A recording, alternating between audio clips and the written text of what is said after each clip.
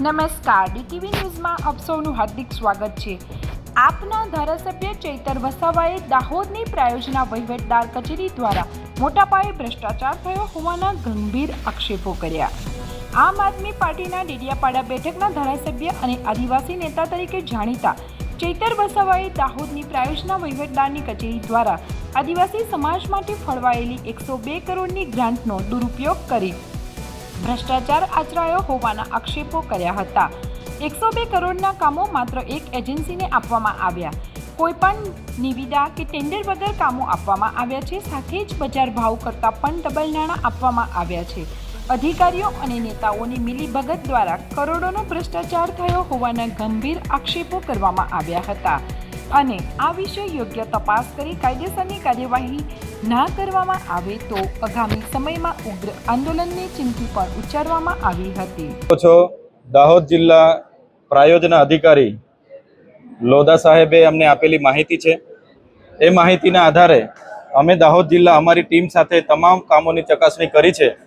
ત્યારે 102 કરોડનો ભ્રષ્ટાચાર જે એસપીએલ ડિસ્ટ્રિક્ટ માટે આવે છે, જે સ્પેશિયલ સેન્ટ્રલ આસિસ્ટન્ટ અંતર્ગત 102 કરોડ રૂપિયા દાહોદ જિલ્લાને મળ્યા। એમાં 102 કરોડ રૂપિયામાં કોઈ પણ પંચાયતનો ગ્રામસભાનો ઠરાવ લેવામાં નથી આવ્યો, કોઈ પણ જાતની નિવિદા પાડવામાં નથી આવી અને એક સંદીપ શાહ કરીને નવસારીની એજન્સી છે એને બારોબાર 102 કરોડના કામો પધરાવી દેવામાં આવ્યા છે, કોઈ પણ ટેન્ડર વગર, કોઈ પણ નિવિદા વગર। અને આ તમામ કામોનું એસ્ટિમેટ 10 ગણું વધારે છે। જે વસ્તુ બજારમાં 20 રૂપિયાની મળે છે એ વસ્તુનો ભાવ આમાં 200 રૂપિયા છે।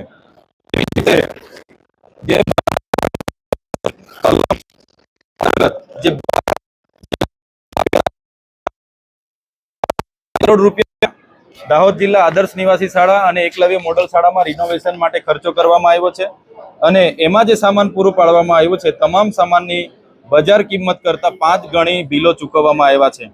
આમાં પણ બહારની એજન્સી છે અને કોઈ પણ જાતના ટેન્ડર કે નિવિદા વગર આ આદિજાતિ મદદનીશ કમિશનરે 12 કરોડ રૂપિયા બારોબાર ચૂકવેલા છે। એટલે આ અધિકારીઓ દ્વારા આપવામાં આવેલી માહિતી છે અને આ ખૂબ મોટું કૌભાંડ છે। આદિવાસી જિલ્લો હોય, પછાત જિલ્લો હોય, એના વિકાસ માટે જે કરોડો રૂપિયા વાર્ષિક આવે છે એ કરોડો રૂપિયાને અધિકારીઓની લાગતી વળગતા એજન્સીઓને સાથે નેતાઓના ઇશારે એમને કામ આપીને 10 ગણું એસ્ટિમેટ બનાવીને બારોબાર રૂપિયા પધરાવી દેવામાં આવ્યા છે। ત્યારે જો આવનાર દિવસોમાં આમાં તટસ્થ કાર્યવાહી નહીં થાય તો અમારે આવનાર દિવસોમાં ગાંધી ચિંધ્યા માર્ગે આંદોલન પણ કરવા પડશે। અમે આજે પૂરા દાવા સાથે કહીએ છીએ આ 102 કરોડ રૂપિયાની હમણાં તપાસ કરવામાં આવે તો અમે છાતી ઠોકીને કહીએ છીએ કે તમામ આજે અધિકારીઓ, એજન્સીઓ, અહીંના સ્થાનિક નેતાઓ જેલમાં હશે। અમે દાવા સાથે અને પૂરી એના સાથે કહીએ છીએ કે આની યોગ્ય તપાસ થવી જોઈએ। બધા નેતાઓ અને અધિકારીઓ જેલમાં હશે। લોકોના પ્રશ્ન છે, આદિવાસી સમાજના બજેટના પૈસા છે, છતાંય અહીંના જેટલા પણ આદિવાસી સમાજના નેતાઓ છે આ નેતાઓ જ આદિવાસી સમાજનું શોષણ કરી રહ્યા છે એવું અમે સ્પષ્ટ આપના માધ્યમથી કહેવા માંગીએ છીએ।